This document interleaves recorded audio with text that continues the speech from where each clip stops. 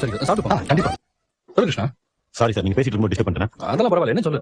நம்ம திருவள்ளூர் ப்ராஜெக்ட்ஸ்க்கான டிசைன்ஸ்லாம் அப்ரூவ் பண்ணி நாளைக்கு கிளைண்ட் கிட்ட காட்டணும் சார். அதுக்கான டிசைனர் அமைச்சிருக்காரு. நீங்க அதை பார்த்து ஒரு வாட்டி அப்ரூவ் பண்ணிட்டீங்கன்னா நம்ம ஃபர்தரா ப்ரொசீட் பண்ணுங்க சார்.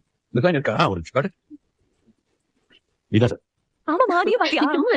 என்ன அம்மாவும் பொண்ணு இந்த ஃபங்க்ஷன் நடத்து நம்ம எதுக்காக இங்க வந்தோன்றதையும் மறந்துட்டு ஒரே குடும்பமா எல்லாரோட கொஞ்சம் கொலாவிட்டு இருக்கீங்க. இல்லப்பா அது வந்து நீ வாய மூடி பேசாத.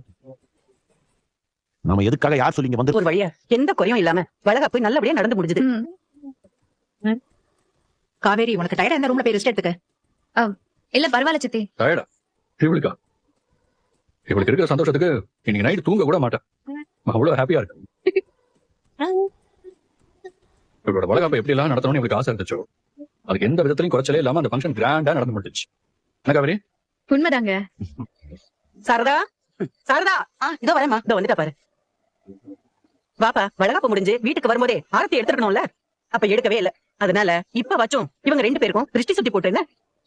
ஃபங்க்ஷனுக்கு வந்தவங்க எல்லாரோட கண்ணும் ஒரே மாதிரி இருக்காதுல்ல. சரிங்கம்மா. இது வரட்டும், சரியா? ஆமாமா, வந்தவங்க எல்லாருமே காவேரி பத்தி தான் பேசிட்டு இருந்தாங்க.